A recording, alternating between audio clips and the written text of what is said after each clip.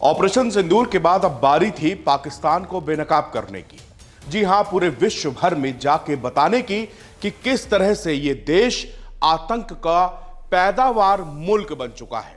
भारत ने ऑपरेशन सिंदूर करके ये तो बता दिया पूरी दुनिया को कि भारत घुस करके इन आतंकियों के ठिकाने को कैसे नेस्तनाबूद कर सकता है। उसके बाद पाकिस्तान ने पलटवार करने की जरूरत की तो फिर उसके एयरबेस को भी तबाह कर दिया गया। भारत से ऑल पार्टी डेलीगेशन विश्व के कई देशों में गया हुआ है ताकि पाकिस्तान की इस हरकत के बारे में और सच्चाई से दुनिया भर को रूबरू कराया जा सके। कांग्रेस के नेता शशि थरूर और एआईएमआईएम चीफ असदुद्दीन ओवैसी भी इसी दल का हिस्सा है। ओवैसी जिस डेलीगेशन का हिस्सा है वो मिडिल ईस्ट के देशों में पहुंचा है। यहां पर जाकर बताया गया कि कैसे पाकिस्तान के अंदर घुसकर भारत ने आतंक के अड्डों का सफाया किया। आतंक खिलाफ भारत को इन देशों का पूरा समर्थन भी मिला। पाकिस्तान को उम्मीद थी कि मुस्लिम देश शायद भारत का साथ नहीं देंगे, मगर उनकी इस मंशा पर पूरी तरह से पानी फिर गया। अगर तुर्की और अजरबैजान को छोड़ दें तो किसी भी मुस्लिम देश ने पाकिस्तान का पक्ष नहीं लिया। इसके उलट सभी देशों ने एक सुर में कहा कि आतंक के खिलाफ लड़ाई में वो भारत के साथ खड़े हैं। भारत के ऑपरेशन सिंदूर के बाद मुस्लिम उम्मा के नाम पर ईरान को साधने के लिए पाकिस्तान के पीएम शहबाज शरीफ और आर्मी चीफ निकले थे।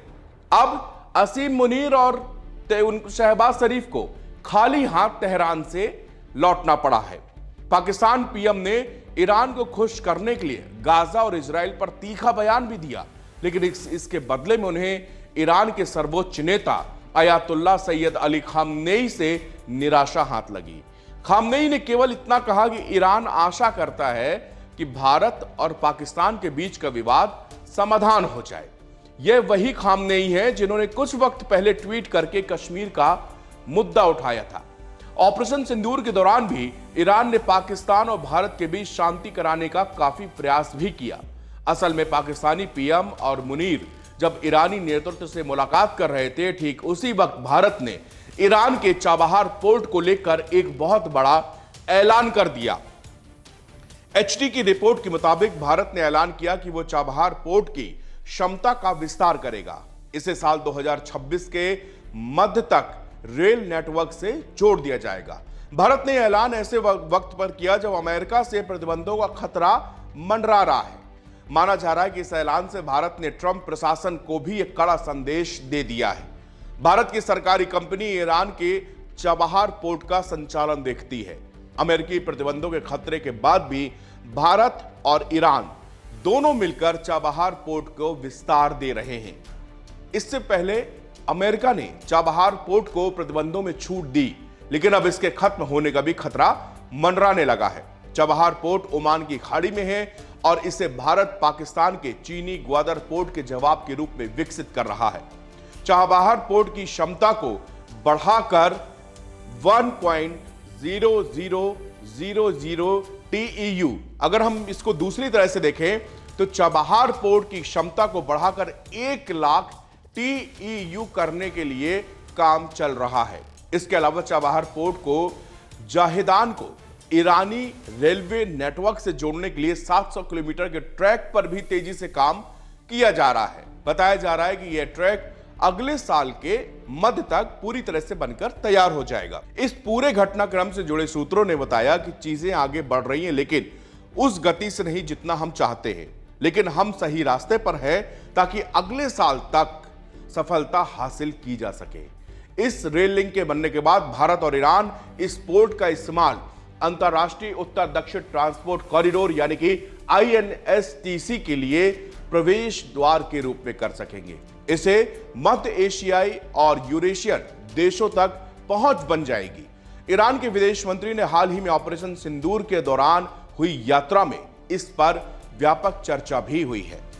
पिछले साल मई महीने में भारत और ईरान ने चाबहार पोर्ट को लेकर 10 साल के समझौते पर हस्ताक्षर किया था। भारत इस पोर्ट में करीब $12 करोड़ का निवेश करेगा। इसके अलावा भारत ने $25 करोड़ के लोन का ऑफर दिया ताकि इस पोर्ट से लगे इलाकों को भी विकसित किया जा सके। इससे पहले फरवरी महीने में अमेरिकी प्रशासन ने ऐलान किया था कि वह चाबहार पोर्ट को लेकर दिए गए छूट को खत्म कर सकता है। हालांकि अभी तक अमेरिका ने ऐसा कोई एक्शन नहीं लिया। अमेरिका और ईरान के बीच में परमाणु मुद्दे पर बातचीत अभी फिलहाल जारी है, लेकिन इसी बीच में अब कहा यह जा रहा है कि हो सकता है कि ट्रंप जो है, जो छूट दे रहे हैं चाबहार पोर्ट के लिए, वो बंद कर दें।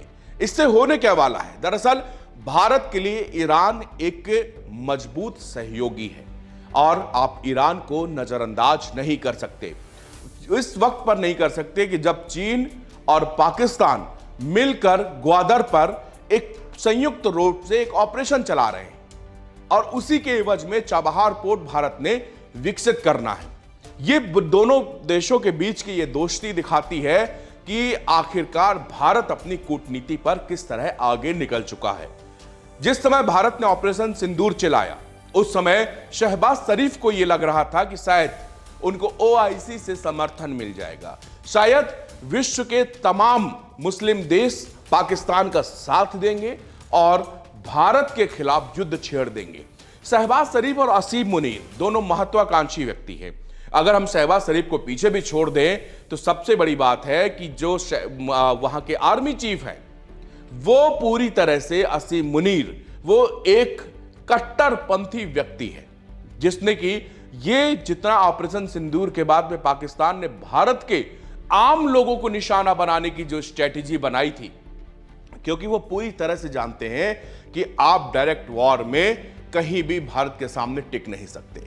और यही कारण था कि जब ऑपरेशन सिंदूर के जवाब देने की सोची पाकिस्तान ने, उस वक्त तक भारत ने अपनी सारी एयर डिफेंस सिस्टम को पूल को बिल्कुल तैयार करके रखा था, क्योंकि हम जानते थे कि हमारा पड़ोसी मुल्क किस तरह का एक देश है। पाकिस्तान ने किया भी बिल्कुल वही जिसका भारत को अंदेशा था। पाकिस्तान ने लगातार ड्रोन और मिसाइल ऐसी जगहों पर अटैक किए जहां पर लोग रहते थे, पब्लिक रहती थी, आबादी रहती थी। इसके उलट आप देखिए, यह फर्क होता है एक दो देशों के बीच में। एक तरफ हिंदुस्तान था, हिंदुस्तान ने टारगेट अटैक किए कि जहां पर आतंकी ठिकाने थे। इसके न दाएं न बाएं न आगे न पीछे, यानी कि ना तो हमने सिविलियन को निशाना बनाया, ना ही पाकिस्तान की फौज को निशाना बनाया। जबकि इसके दूसरी ये तरफ पाकिस्तान ने जम्मू कश्मीर से लगे बॉर्डर से सटे इलाकों में धुआंधार आर्टिलरी फायरिंग की, मोटार दागे, गोली बारूद चलाई, ताकि आम लोगों को वहां पर दहशत में लाया जा सके। लेकिन भारत के सशस्त्र बलों ने मुंह तोड़ जवाब दिया। बीएसएफ ने पाकिस्तान की चौकियों को नेस्तानाबूद कर दिया और यह बता दिया पूरी दुनिया को कि भारत से भिड़ने का अंजाम क्या होगा। प्रधानमंत्री नरेंद्र मोदी अभी गुजरात के दौरे पे थे।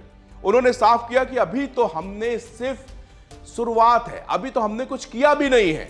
उन्होंने साफ सख्त लहजे में पाकिस्तान को समझाया। अगर समझने वाला मुल्क होगा तो वो समझ जाएगा। उन्होंने कहा चैन से बैठो, रोटी खाओ, वरना मेरी गोली तो है ही। यानी भारत ने अपना स्टैंड अप क्लियर कर दिया है कि अगर अब इस देश ने जरूरत की आतंकवाद को फैलाने की या भारत में अस्थिरता लाने की, तो इस मुल्क का नामो निशान मिट जाएगा। क्योंकि भारत की सेनाएं पूरी तरह से तैयार है और यह ऑपरेशन सिंदूर ने दिखा दिया। और सबसे बड़ी बात कि ऑपरेशन सिंदूर अभी खत्म नहीं हुआ है।